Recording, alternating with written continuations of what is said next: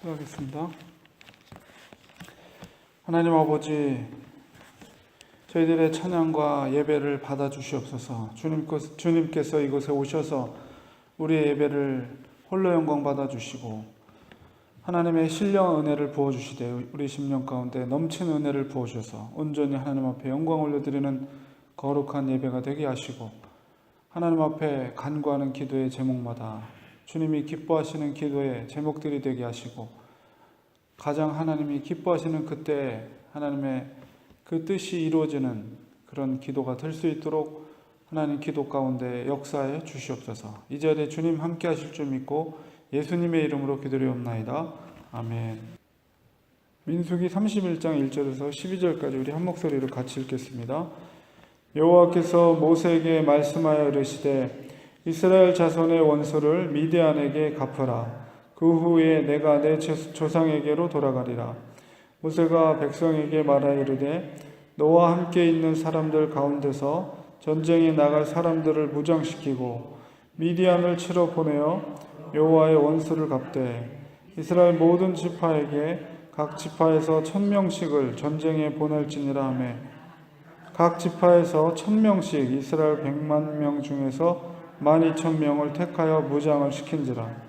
모세가 각 지파에 1000명씩 싸움에 보내되 제사장 엘르아살의 아들 비느하스에게 성소의 기구와 신호나팔을 들려서 그들과 함께 전쟁에 보내매 그들이 여호와께서 모세에게 명령하신 대로 미디안을 쳐서 남자를 다 죽였고, 그 죽인 자 외에 미디안의 5 왕을 죽였으니 미디안의 왕들은 에이와 레겜과 스루와 후루와 에바이며 또 부올의 아들 발람을 칼로 죽였더라.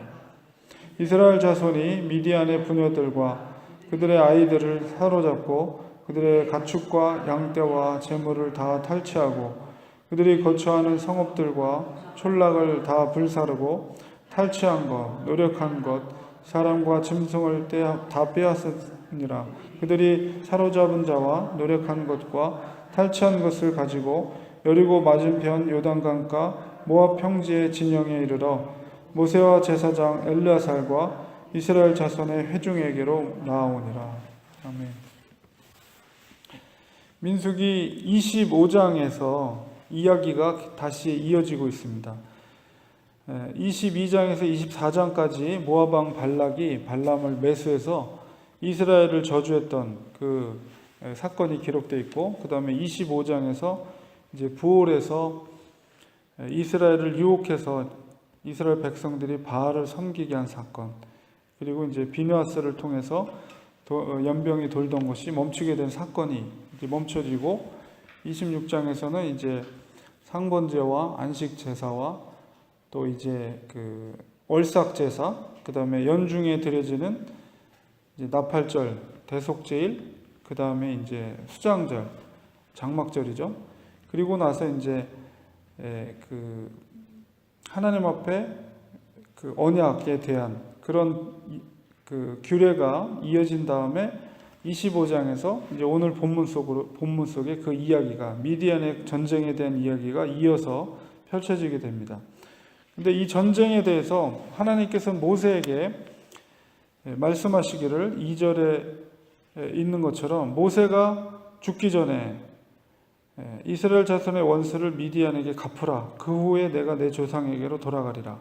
그 얘기는 뭐냐면 모세가 죽기 전에 반드시 이 전쟁을 치를 것을 하나님께서 명령하시는 것이죠. 그래서 모세에게 부여된 마지막 업무가 바로 이 미디안과의 전쟁이라고 말할 수가 있습니다. 그렇기 때문에 이 전쟁은 하나님께 속한 전쟁이고, 또한 6절 8절에 있는 것처럼 거룩한 하나님의 전쟁이다, 이렇게 말할 수가 있는 것이죠. 그러니까 하나님께서는 바로 절대로 악의 근원을 방치하지 않으신다. 그러니까 미디안이 특별히 발람을 통해서 이스라엘 백성들이 음행을 저지르고 또 바알에게 섬기게 한 악의 그 행한 것에 대해서 하나님이 반드시 모세가 너가 죽기 전에 반드시 이 전쟁을 통해서 미디안을 멸할 것을 하나님께서 당부를 하고 있는 것이죠.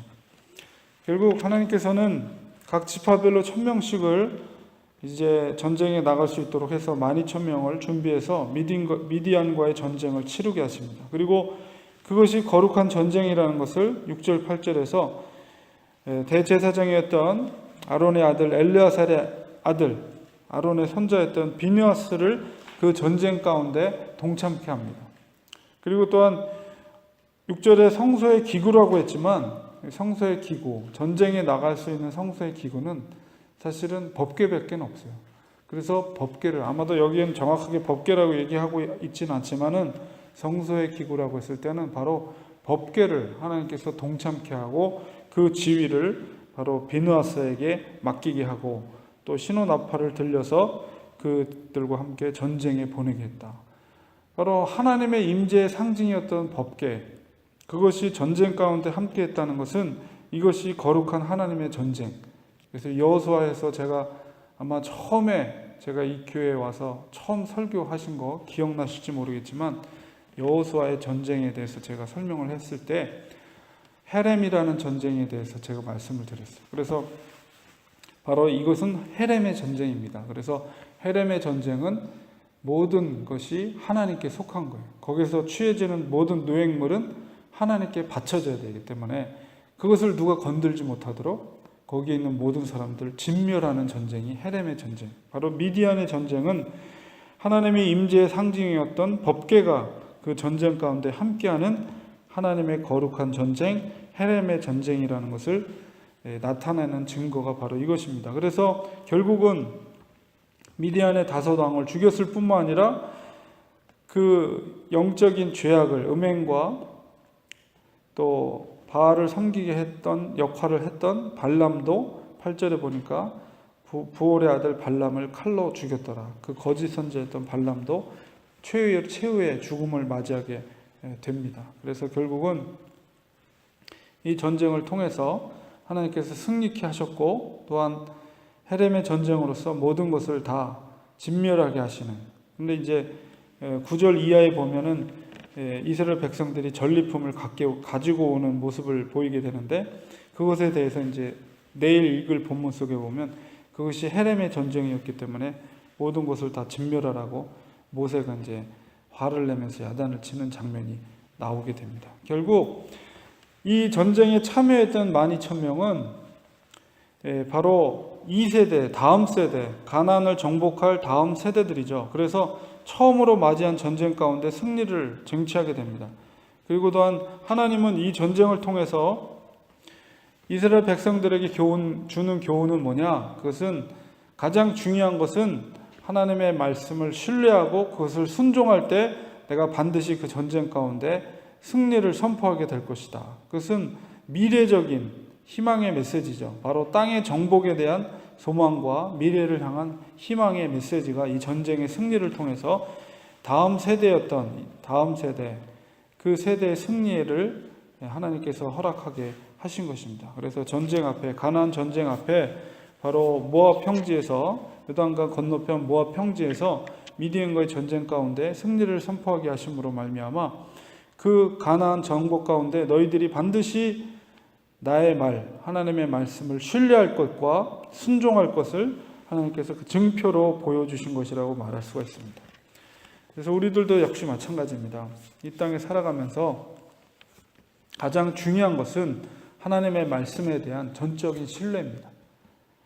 전능하신 하나님 되심을 믿고 하나님이 우리에게 하신 말씀에 대해서 그것을 100% 신뢰하며 그 말씀에 순종할 때 하나님이 보장한 땅을 정복해 하시겠다는 소망과 또 희망의 메시지를 이 사건을 통해서 우리에게 주고 있는 것이죠. 그렇기 때문에 반드시 우리는 하나님을 사랑하고 그 사랑의 그 근거에서 나오는 하나님의 말씀에 대한 신뢰를 가져야 될 것이며 그 말씀에 대한 신뢰는 바로 우리의 삶 속에서 하나님의 그 말씀에 대한 순종을 통해서 나타나는 것이죠.